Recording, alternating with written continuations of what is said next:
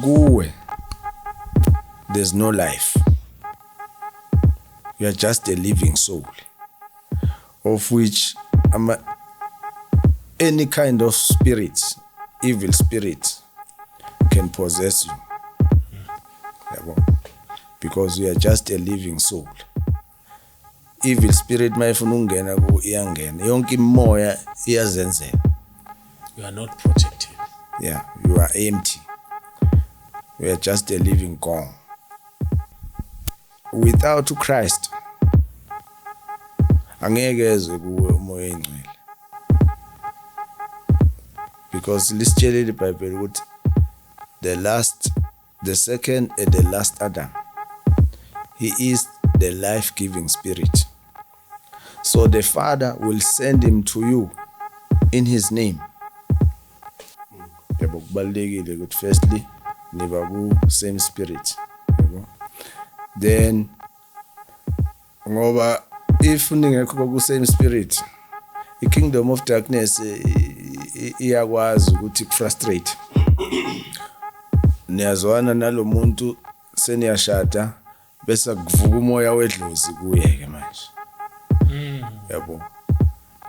Naku-ke manje wena uyashumayela ngapha yena usephehlweni.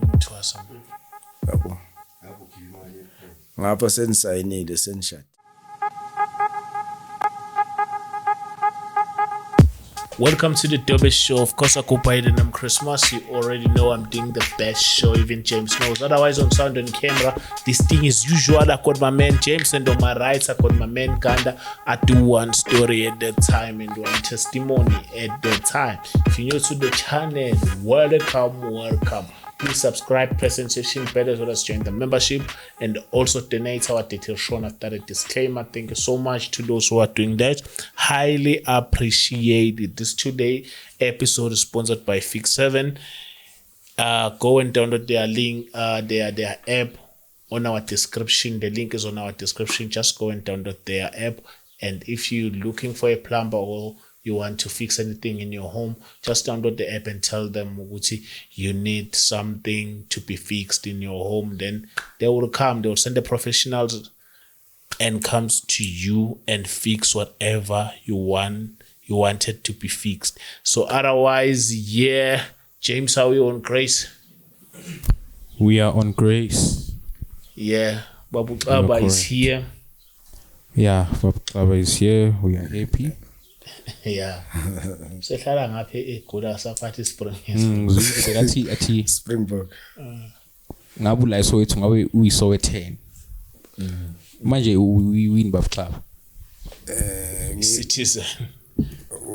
Manje ngoba ngingapha. Yeah, like kule ndawo ngayo Ngithi mawungaphi Soweto sithi uyiSowetan. Yeah. Ayi ngale nguMaplazana. Maplaza. Uma konje ngipota ibiza. Like us. The wrong side. The wrong side. Yeah, report baby is the wrong side. The wrong turn. What the wrong turn? Wrong side, uphume wrong side, wrong turn. Ngikhathaza ngoba khona akwangithumela in WhatsApp message lapha.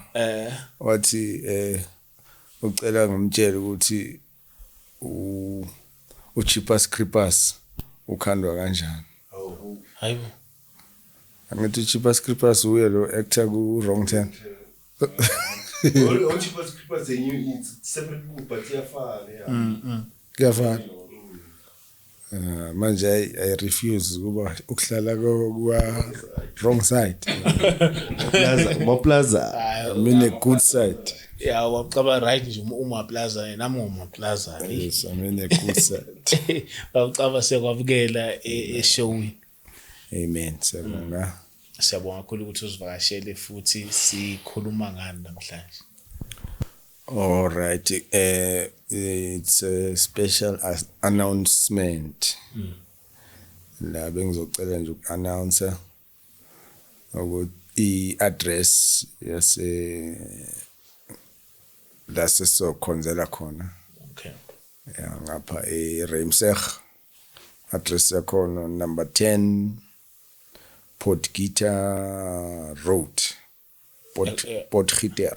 Athi khona kweposter. Yes, ikhona ipost. bazoyibona la ipost. Okay, yeah. So siyahlangana every Saturdays. Prayer, abadinga healing, abadinga deliverance from 10 a.m. Yes, siyaqala this coming Saturday. Okay. Date cishe 28 ne? Yabo bekuzi 28 from 10.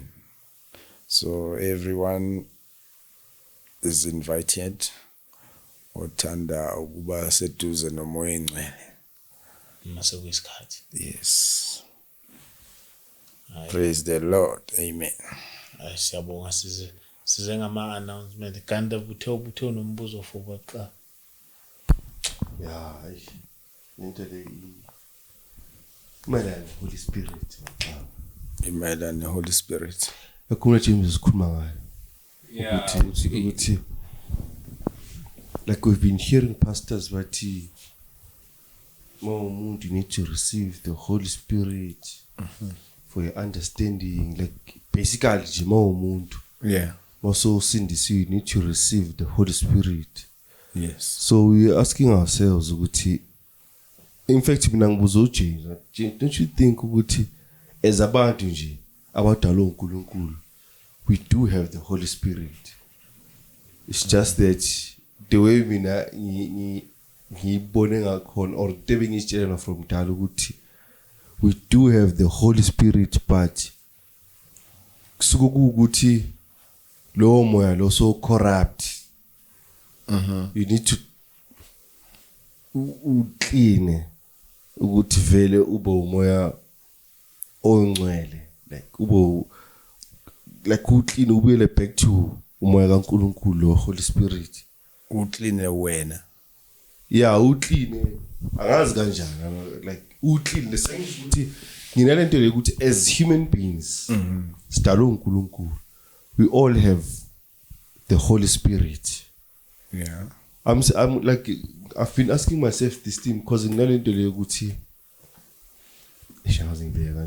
like for instance you would ask ukuthi okay ufunda iBhayibheli but I don't understand anything. One would say udinga umoya engcwele ukuthi you understand angithi. So again on the other hand ngizibuza ukuthi okay isigebengu masiyoganga azithola in the act or usendleleni yoganga kube nale voice emtshela ukuthi lento yenza wrong, kusuke kuyini lento le. Okay. Kunalento ngeEnglish ibizwa ngeconscience. Yabo. Iconscience iyona ekutshelayo ukuthi ku wrong ku right. Mawungakatholi umoya, mawungaka receive the gift of the Holy Spirit. So sibuyela kule question boyibuza ukuthi umoya engcwele uyini, tholakala kanjani, angisakhumbuli kahle ukuthi ubuze wathini. Uthi like do you receive umoya engcwele, or I asked somebody izolo athi sonke sina umoya engcwele, just have to activate lo moya loyo. Abanye njoba ngisho umunye would say you need to receive that gift. Okay. So according to the Bible, not ngama assumption, ne? According to the Bible, Acts chapter 2, verse 38. 38. Peter replied, each one of you must turn from sin, return to God, and be baptized in the name of Jesus Christ for the forgiveness of your sins. Then you shall also receive the gift of the Holy Spirit. So, according to the Bible, number one, the Holy Spirit is a gift. For you to receive this gift, you must turn from sin. And then you return to God. And then we are baptized in the name of Jesus. Meaning, when you accept the Lord Jesus Christ as your Lord and Savior, mawenza lokho uthola the forgiveness of your sins. Then you received the gift. uNkulunkulu wenzani ke manje? Ukugcwalisa ngomoya oyingcwele. Ukupha this gift, the Holy Spirit, because we gift. So mawufunda u1 Corinthians chapter 15, mhlambe le wena ekwenza ukuthi ucabange uconfuse umoya oyingcwele ukuthi into oyithola even ungakabi born again. I think mhlambe ke sizoyithola ipicture la. 1 Corinthians chapter 15.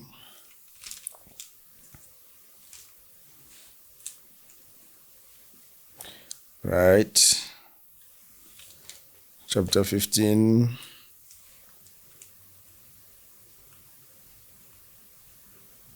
Reading from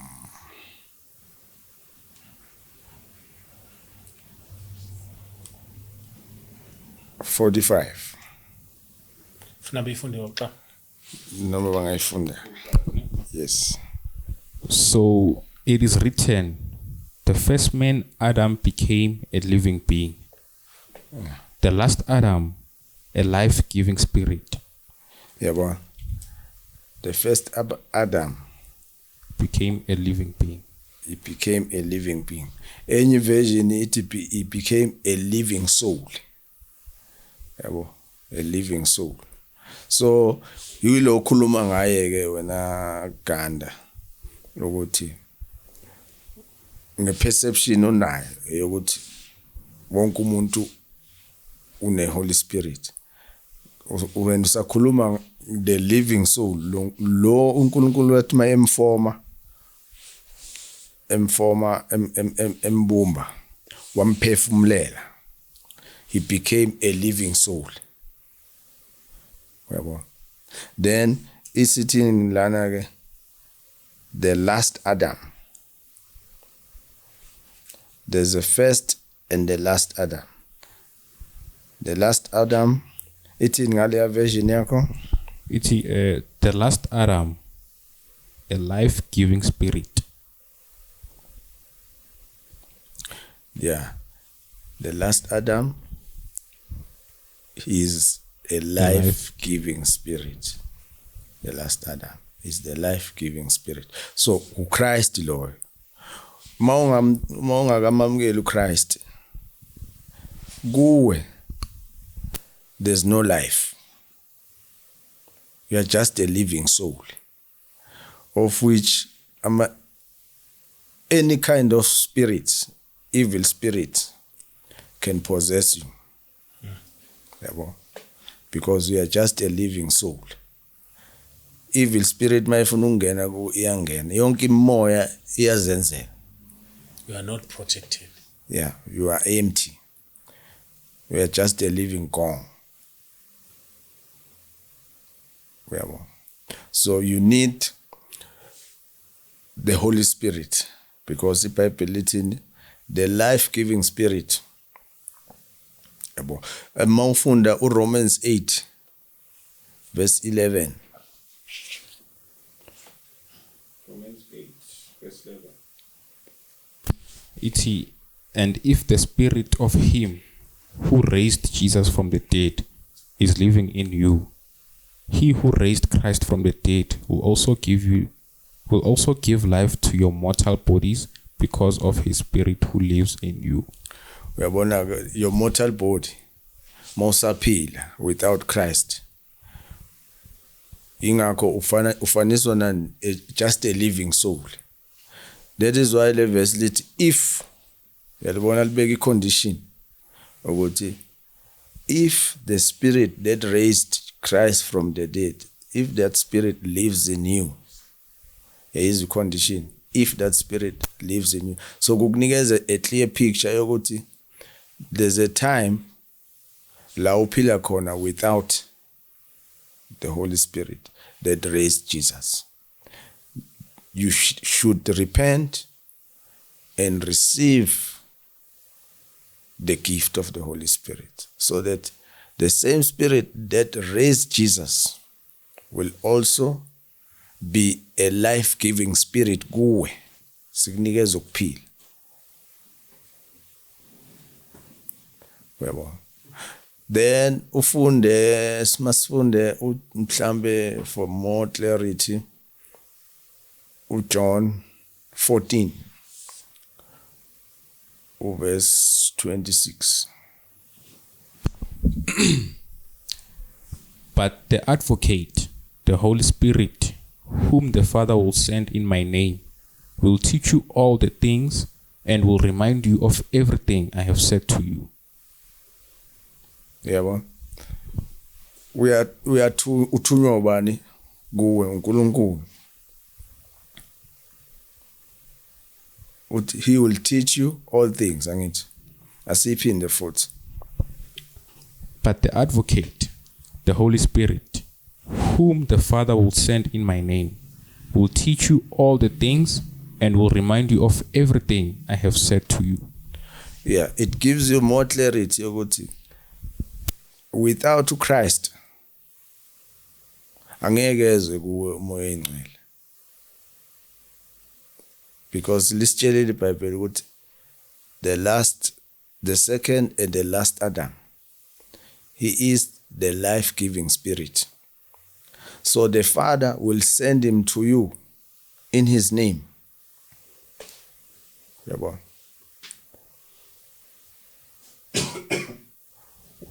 The Father will send Jesus Christ in his name.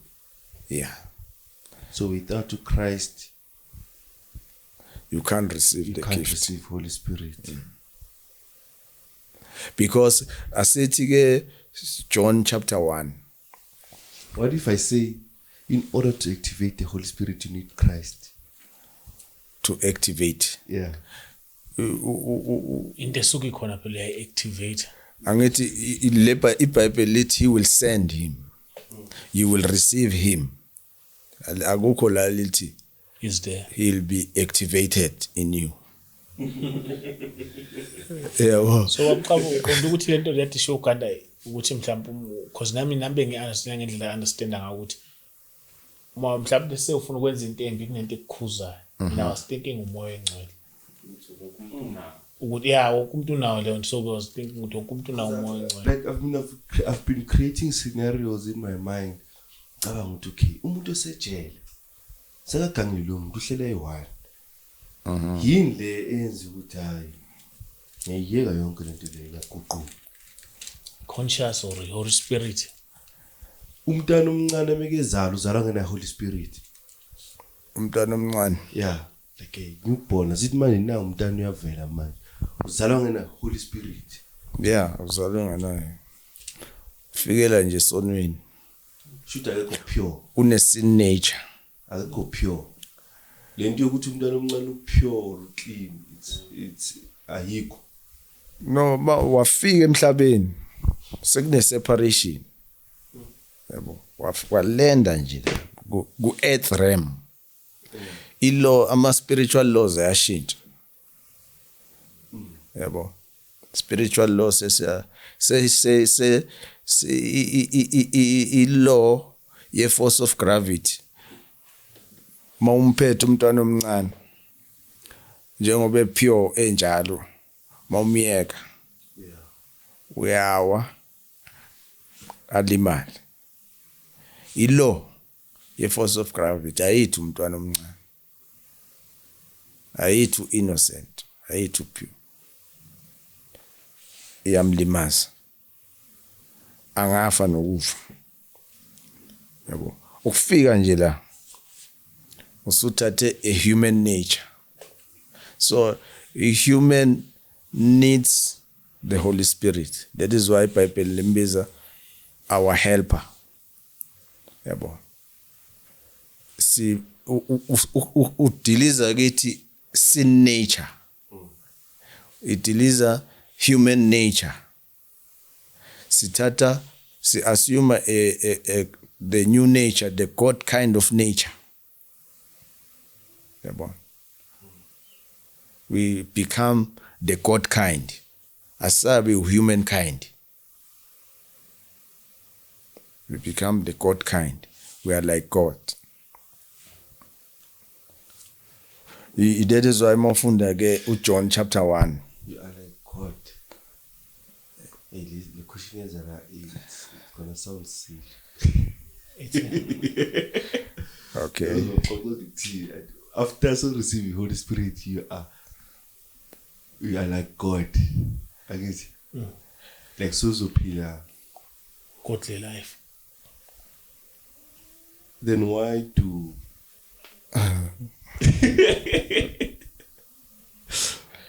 why give us receive the Holy Spirit abantu baqhubeke bone? Why do you continue sinning? Phela uma usuna kusho ukuthi kumele wena uhlale unawe uzothini uvuselela or something babxa. Lento ifana nani? Angithi wena mawuzalwa. Mawuzalwa. The first thing abakufundise yona bakufaka ingcence. Yabo. So uzofika kule age i-mentality onikezwe yona yokukhulisa the physical development ye physical body. Yabo. Uyatshela ukuthi fanele udle kanjani, kumele uexercise, yonke into is about your physical body, the flesh. Yabo. So once you receive the Holy Spirit, you unlearn. Yabo. The Spirit becomes first manje. So okwakho you must get acquainted manje. Cultivate the relationship. Wazi voice yakhe. The Holy Spirit. Angithi wena ujwayele ukutshelwa ngevocal, ngevoice le yokuthi isikhathi sokudla, isikhathi sokwenza yonke into uyifunda from outside. And even nokukhuluma bewungeke ukhulume le language oyikhulumayo if awubanga ku environment nabantu abakhulu. Do you know ukuthi mabe umuntu ongazalwa manje bamvalele eroomini angaboni umuntu? Ngeke akwazi ukukhuluma. Angaboni ukuthi kuyahanjwa, ngeke akwazi ukuhamba. Yabo. So it's when you discover ke manje life in the Spirit. Yabo. The Holy Spirit ingakethi he will teach you all things. Lezo bongazazi, he teaches you how to resist sin. Yabo. Le ekhona njengamanje kuma statistics ukuthi fornication yama statistics akhona ayisono step esiphezulu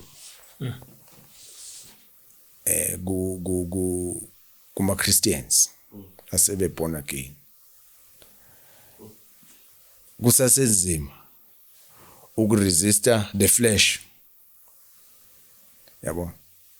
And iBhayibheli lithini? They will not inherit the kingdom of God. Abenza any fornication. So let's say ke uyapractice konke ke manje okufundayo umoya engcwele akufundisa kona. Then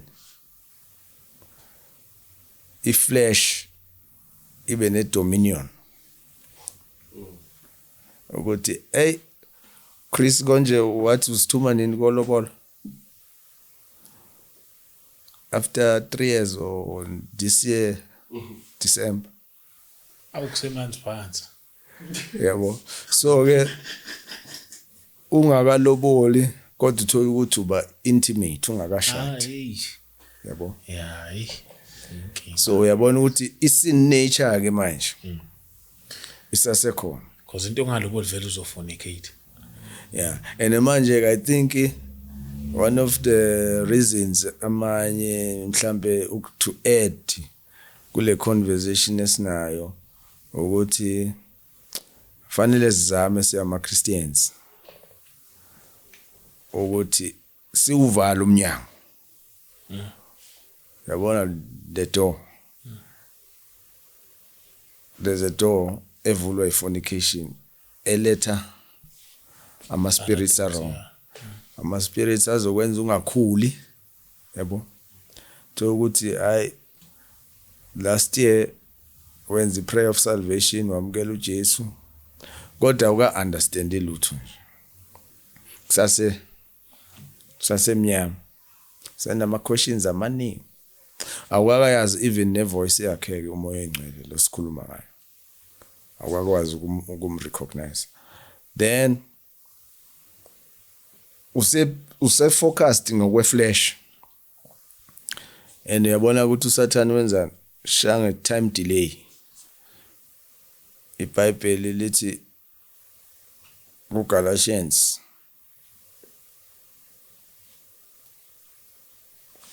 asicela sifunde Galatians chapter 5 verse 16 So I say, walk by the Spirit, and you will not gratify these desires of the flesh. Let's go back. For the flesh desires what is contrary to the Spirit, and the Spirit is what is contrary to the flesh. Ngizocela siphelele ku verse 25. Okay. They are in conflict with each other, so that you are not to do whatever you want. But if you are led by the Spirit, you are not under the law. The acts of the flesh are obvious: sexual immorality, impurity, and debauchery, idolatry and witchcraft, hatred, discord, jealousy, fits of rage, selfish ambition, dissensions, factions, and envy, drunkenness, orgies, and the like. I warn you, as I did before, and those who live like this will not inherit the kingdom of God.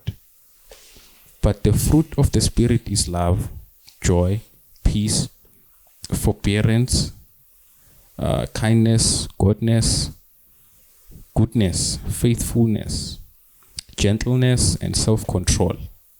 Against such things there is no law.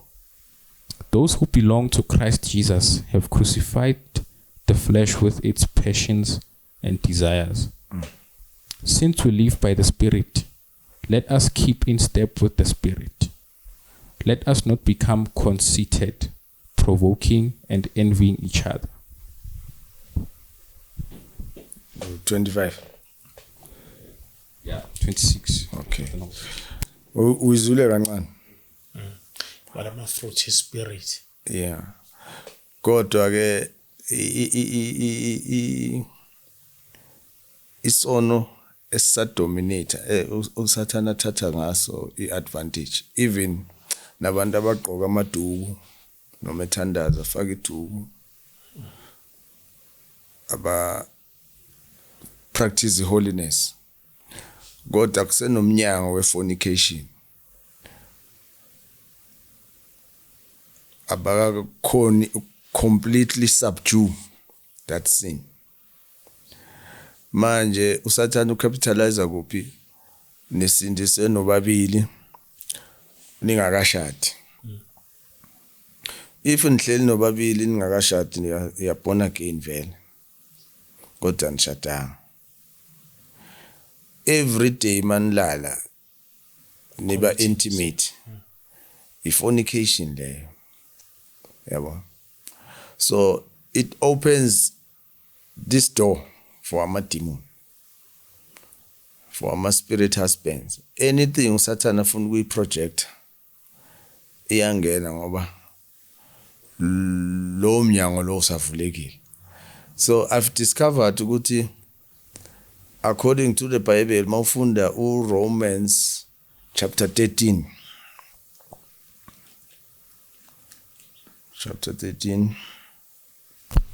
Romans chapter 13 verse 1 to 3. Submission to governing authorities. Let everyone be subject to the governing authorities. For there is no authority except that which God has established. The authorities that exist have been established by God.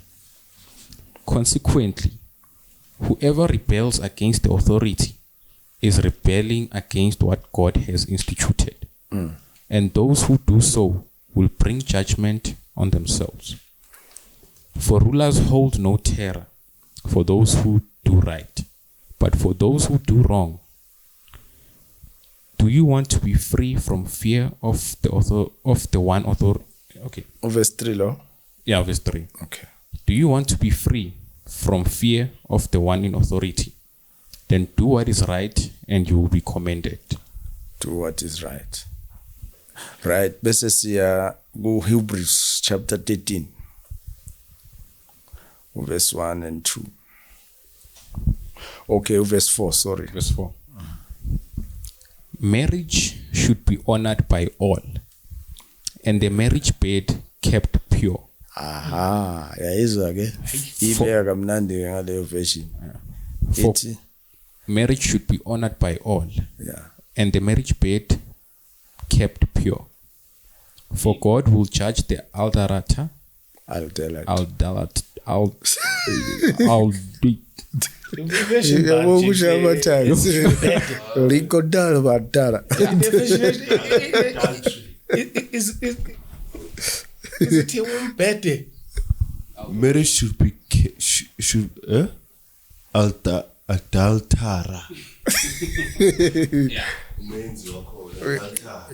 Adultery NIV.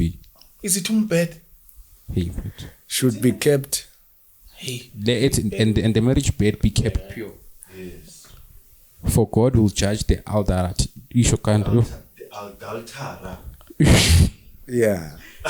Asidlule.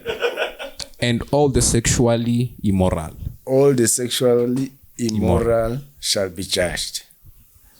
Marriage bed should be kept pure.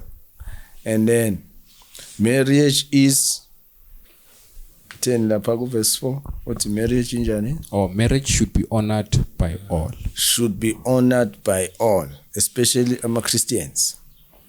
Masibuyela ku Romans, la siqale khona ku Romans 13 ukhulume ngama governing authorities angithi ama institutions ukuthi they are recognized by God. Angithi ubonini asibuyele ku sizoyilinka nalesifunda. Romans 13, eh? Yes. Verse Check ukuthi bani kanti makugogo umtshela ukuthi verse 3. Verse. uzomfonela amaqeda. Verse 3. Okay, let's start from verse 1. Yes. Let everyone be subject to the governing authorities. Let everyone. For there is no authority except that which God has established. The authorities that exist have been established by God. Consequently, whoever rebels against the authority is rebelling against what God has instituted. And those who do so will bring judgment on themselves. For rulers hold no terror for those who do right, but for those who do wrong. Do you want to be free from fear of the one in authority? Then do what is right and you will be commended. Do what is right and you'll be commended. So, uyayibona indaba ukuthi kuphike manje ekuthini lama institutions afana nabo Home Affairs. God recognizes them. Yabo. And uthi marriage should be honored by all. Abaku relationship futhi abafuna ukuba blameless before God, yabo. So nginokuzwa abanye abazalwane bathi hayi sisabeka imali sifuna ukwenza into right phambi kaNkulunkulu, kodwa beqhubeka benze so. njalo baya repent, yabo. Kodwa manje laphana ethi you'll be judged, yabo. So uSathane wenzani? Uyayisebenzisa lento yenzayo because iBhayibheli limdescribe as i-accuser, yabo. If ufunda uRevelations 12 verse 7 to 12 uyakutshela ukuthi he is the accuser of the brethren, yabo. So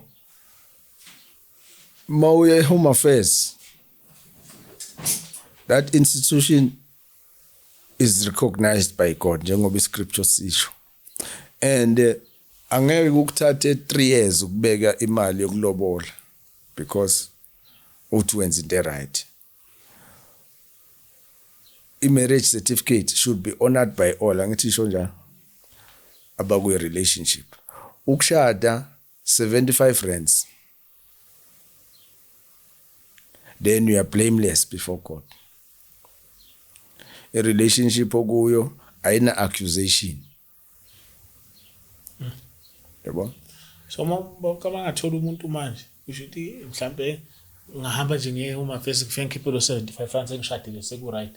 Usushadile, iscripture siyakutshela ukuthi that institution marriage should be honored by all. Lento le babuxabuje ukuthi mhlambe ngidibana nomuntu ukuthi umuntu ngisafuna ukumfunda. Phela samfunda uzokwazi ukumfunda vele nje wena ukumfunda umuntu. Ngoba umuntu incwadi engafundi. Bese ngisho ukuthi ngeke ngidibana nomuntu manje sekusasa next week sengithi ngiyamshada futhi. Yeah, but ke ulalelana naye. Nilalelana nithi nisafundana ngapha. Uma singalali Yeah, manje ngalali nizofundana for ithini phela ukufunda kuthatha 3 years, kuthatha 2 years uthola i-degree. Nizofundana for how many years? Abe mhlawumbe lo noma ngaba lo Phela kumele nenze isivumelano ukuthi okay asiyafundana for ke. 6 months, after 6 months mhlawumbe. Yeah. So iBhayibheli lithi we live by faith, yabo. So kufana nomuntu osuke eku relationship akukho mnandi emshadweni, indoda yahamba ethe umfazi wami yangihlupha, ungenza nje uxoxela mhlawumbe ukholiki wakhe wesifazana, yabo, ukuthi umtshela lama side lawa are wrong enziwa lo uzoyiportraya njengomuntu right, ngoba phela lo uyayistate clearly into ezimzwisa ubuhlungu ezingamphathi kahle. Then lo mayisembona lo ambone ngathi uyo right, yabo. Shona lento ukuthi masishadile lento ukuthi unkosikazi wami uzohamba lokho ekhuluma nabantu indaba zethu ku wrong. Yeah, i-relationship lithi iBhayibheli ke othole upartner obtained favor from God. Kungenzeka wena uthi usumfundile kanti uyayikhohlisa, naye uyakubona ukuthi uyamfunda. And now uzoba right for those 6 months enze lento oyifunayo. Yabo. uNkulunkulu phambi. Yeah, lo mawufunda Proverbs chapter 3 Isazophela. verse 3 to 6 uthi in everything you do, not in some of the things. In everything you do, put God first. He will direct your steps. Yabo. He will direct your steps. So I think njengoba iBhayibheli lithi the Holy Spirit is our helper. He will help you. Ayafana December ngiyashada 75 rand. Yeah. Ngoba mina ngifuna ukubuza ukuthi since umfowethu ashada Kuba wena into yashada December. awumanje usukhuluma ngathi ngishada manje. Hawu. Ayidu just ngikhuluma ngicela ukuyisho wena. Hey. Ngisithi mfowethu athi Awumanje uthi ngiyashada ngishada nobani ngomuntu okwayishada. Nanqa wena uyathanda ukuphendula izinto uzenze ngendlela yakho. Ngithi ngoDecember wena usuphendule manje ngathi ngithemba manje ayikho into wrong la. cha phela masuthi sizomfowethu uyashada la. Ngathi sengiyoshada hayi kahle. Ala uthi akusiyibi. Bakazwayo ulo. La uyathanda ukwenza izinto afika. Manje sesengathi ngithemba sengizuma ngisuka la uma ngiqede into sengishada. Hawu no, kanti nje hayi cha lo. Ulo akubazi. Isimo. Kanjani wenza into zakho la ndoda? Ngikwazi ukuthi usuku. Indaba yaqhatha yini. Cha phela mase ngathi masiqeda abaqhamuka sengihamba ngoshada. Ngathi yaqhatha. Awukakezwa le question engizoyibuza. Iqala wrong. Hayi iqala wrong. Ngithi si umfowethu athi uzoshada. Uxaba iziphi izinto mhlawumbe ekumele zenziwe umuntu before azoshada in terms of like ukuthi angene kahle emshadweni. Kungabi ahazuma Ungabi umshado ungabi asithi uphila vele the life of fornicate, especially asithi ke lo muntu ozomshada vele libufornicator la vele. So yiziphi izinto mhlambe before nishada ekumele zenziwe? Bamcabangela kwakaphendula uyibuzela yena. Umuntu lo awanje ngifuna siqeda mama dabuza ngoba sihamba ngeBhayibheli. Awona manje sihamba ngeBhayibheli. Angeke bamcaba lo muntu lambuzelayo. Awanje lo muntu ambuzelayo mina ngiyamazi. Hayi ngiyamazi lo muntu mfethu umbuzelayo. Yazi nguye. Kwayibuzela. Kuhlakaniphi.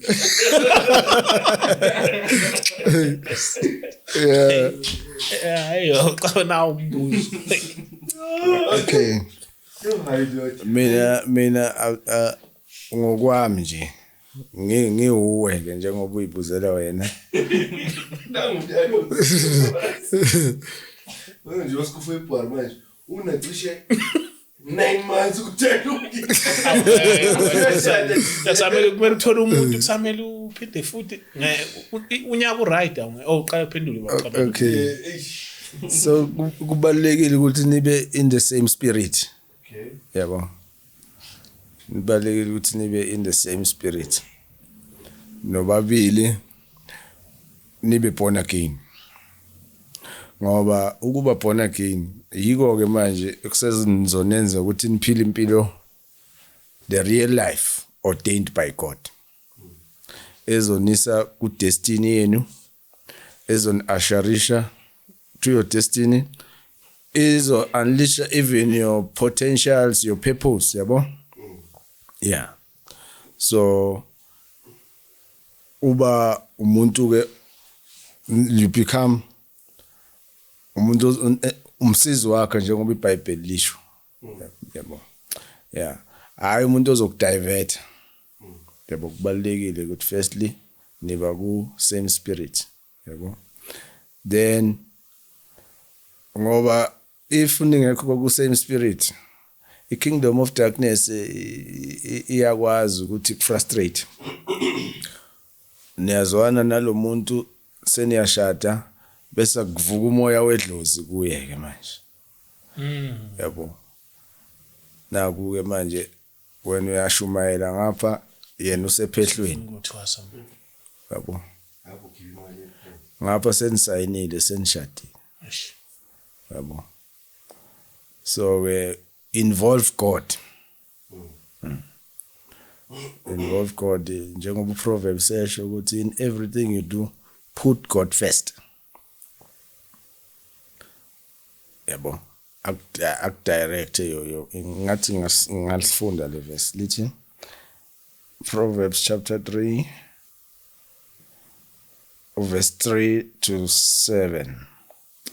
Uthi never forget to be truthful and kind. Hold these virtues tightly. Write them deep within your heart.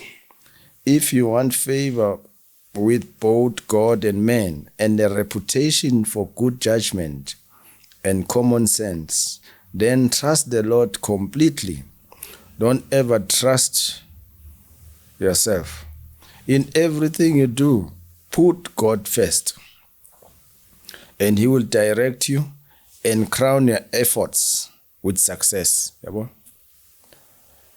So if uNkulunkulu kuzoba uyi foundation, seniya repenta niyasho ukuthi nathi siphilile sisenza lesono, we repent, sifuna ukwenza into honorable, which is marriage is honorable before God, and it should be honored by everyone.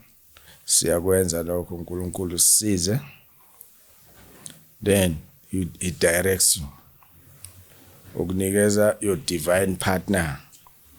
Yabona? Right. Konje omunye umbuzo bekuyilo thini okwenzayo? Nobe kubuza ukuthi isikhathi esi-right ukuthi ngoba nje ngizoshada December, mase ubheka isikhathi esi-right ngoDadeso noma nje dinga isikhathi leyo nto leyo, ngeke ngithi ngizoshada December sengiyashada.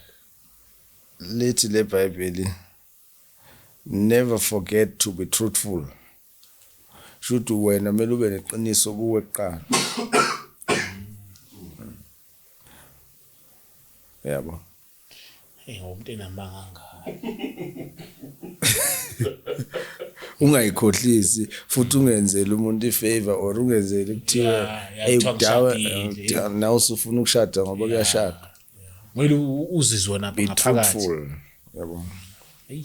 Ngoba phela enye i-institution le i-calling ubizo lwakhona lo. Wamcaba lento le yering ayifakwa noma kuya ngumuntu ukuthi ama intentions wayo athini. I-wrong into le ukuthi umuntu osendisiwe uma iseshada besithi hayi ngifake iring ngomuntu wami. For ukutshengisa isibopho because yeah. Hey, anginalo iqiniso laloko ukuthi kuyiqiniso kangakanani, because if you study the Bible, start for example Joseph, he was a slave. My assume I position yokuba I governor. The king there yamfaka a signet ring, a ring of authority, ukuthi symbol yokuthi is now in charge of Egypt yonke. He acts as a ruler. Yeah. So this symbol, according to engisakufundile eBhayibhelini ukuthi symbol, this is symbol. Then ke yonke into inama symbols ayo, yonke into symbolic, and there's a reason behind that symbol. So angithi uyazi ukuthi khona nama ring afakwa o bishop, yeah, nama ring afakwa oma Freemasons. Yeah. So that is why in everything you do, put God first. uNkulunkulu uyakwazi ukukhuluma nawe. Yabona? Hayi ukuthi uNkulunkulu usilent. Yabona? Makufanele ungakwenzi lokho, ungayifaki uzokutshela ukuthi ungayifaki. Yeah, na ungaforced futhi. Yabona? So if we are led by the Holy Spirit, nawe ufamiliar ngevoice yakhe, yonke into uyitshela yena, uzokutshela ukuthi ku wrong noma ku right, ningakufaka noma ningakufaki. Uzomna ngizoyifaka Because mina hawu ngizoyifaka phela ngizobe sengitshela ukuthi imali kakupheli. Nami ngifuna ukuza lapho, nami ngizoyifaka because I believe ukuthi Abantu kumele bazi nje sengumuntu yeah. Don't touch. If into kaNkulunkulu.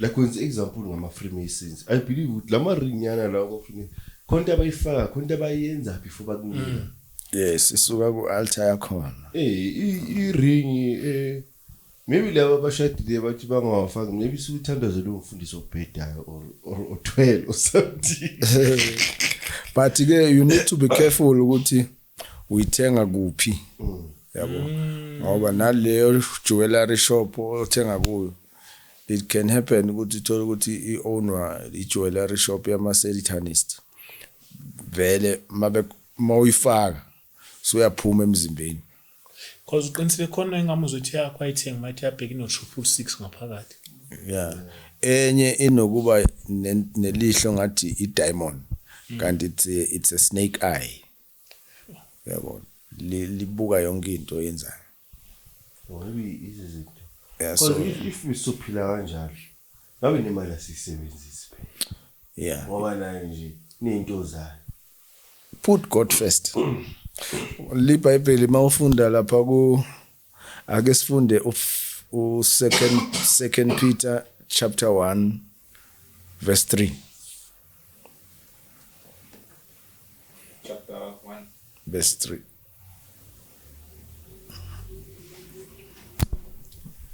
His divine power has given us everything we need for a godly life through our acknowledge of Him who called us by His own glory and goodness. asiphinde futhi His divine power has given us everything we need for a godly life through our acknowledge of Him who called us by His own glory and goodness. his divine power has given us everything we need angithi to live a godly life so ibuyela kule ya question le oboyibuza ngomoya engcwele ake sifunde u Acts chapter 1 verse 8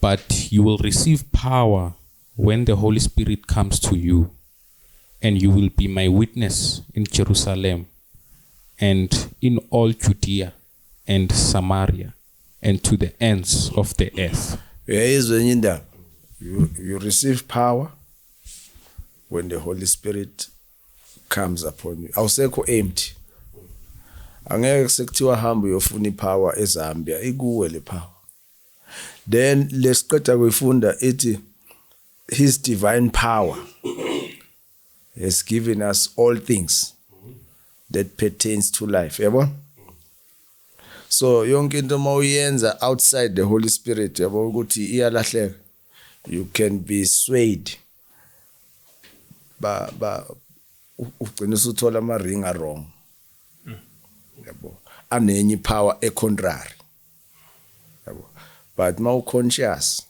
what you've been given the power of the Holy Spirit is in you.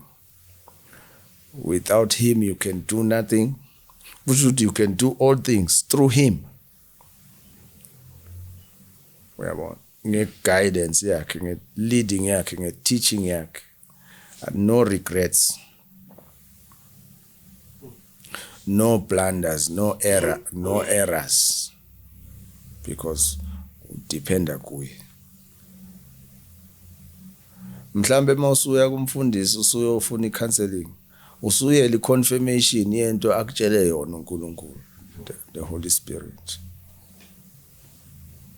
yabo so that relationship we need to cultivate fellowship kwi-episode namhlanje sithi put God first no more thing stop fornicating put God first and ask the Holy Spirit to guide you and usebenzisa iPhone yena ngimoyithenga if you want to go and buy iPhone Yena angisakayithengi. ile iPhone ngisebenzisa iPhone siyabo i-right iPhone baba akes iPhone ufuna konke ngivimba angazi ukuthi umfundisise kahle yini u second Peter chapter 2 chapter 1 verse 3 his divine power leyo iPhone leyo ivaleka amehlo manje. Ithi, Verse 1 to 3. verse 3. Ithi, his divine power has given us everything we need for a godly life through our knowledge of him who called us by his own glory and goodness. So leyo iPhone ifunela for a godly life or Babucaba phela usuqedile, babucaba ngiyabonga. Kanti ngitheni? Uqedile. Ngithe mina ask the Holy Spirit to guide you more yothenga. Ngisho kanjalo. Thina sesicelile guidance. Yeah, wena how uyithenga mfowabo. Simple. Ngimthengela ngebirthday yakhe, ngizohamba umthengela.